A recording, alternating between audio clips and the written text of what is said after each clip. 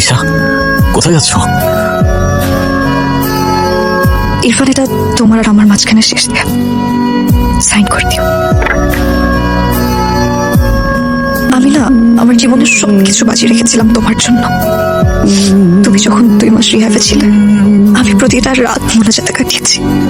আল্লাহর কাছে শুধু চেয়েছি যেন সে তোমাকে অন্ধকারের পথ থেকে আলোতে ফিরিয়ে আনে। কিন্তু তোমার শরীরে যে বিষ বইছে তা আমার ভালোবাসার ক্ষমতার থেকে অনেক বেশি। दिल में है जिंदा हर घड़ी तू होके जुदा हो ना जुदा हो सके। আমি তোমাকে 2টা রাস্তা দেখিয়েছিলাম, একদিকে আমি আর আমাদের স্বপ্ন, অন্যদিকে তোমার সেই অন্ধকারের জগৎ যেটাকে তুমি বারবার বেছে নিয়েছো।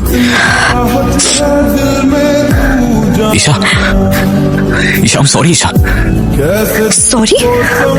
মানুষকে একবার বাঁচানো যায়, কিন্তু যে মানুষ বারবার মরতে চায় তাকে বাঁচানোর সাধ্য আমার নেই। নিজে होके जुदा हम ना जुदा हो सके। दिल में है जिंदा हर घड़ी तू होके जुदा हम। ইরফান, আমার এখানে নিয়েছিস কেন? ইরফান, কি হয়েছে তোর? বল না ইরফান। ইরফান, আমারে মারতেছিস কেন? আমি তোর বন্ধু না? আমি কি করছি? বন্ধু, বন্ধু তুই আমার না জানি আস্তিনের সাপ রে তুই। বন্ধু সেজে আমার শিরায় বিষ ঢালছো এতদিন। বন্ধু না তুই আমার, দালাল রে তুই, দালাল। আমি তোর সব টাকা ফিরিয়ে দেবো। আমার মারতেছিস কেন? শুধু আসলে তোর যা নিচ্ছে সব ফিরিয়ে দেবো ইরফান। টাকা টাকা ফেরত দিবি তুই আমার, আর তোর ওই কাগজের নোট কি আমাকে সেই মুহূর্তগুলো ফিরাই দিতে পারবে যা আমি এই বিষের ঘরে হারাইছি?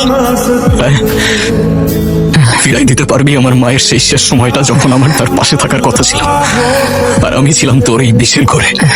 ফিরাই দিতে পারবি আমার ওয়াইফকে যে আজকে আমাকে ছেড়ে চলে গেছে? ফিরাই দিতে পারবি ঈশাকে?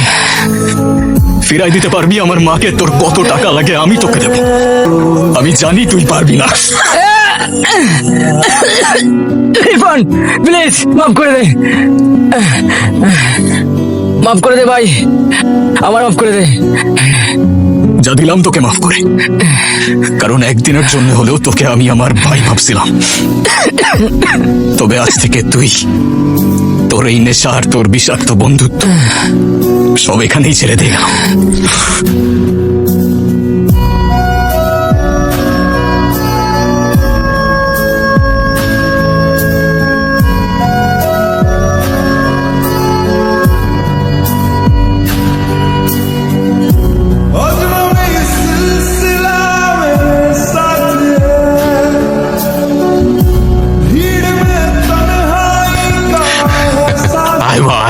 আমি জানতাম তুই ফিরে আসবি।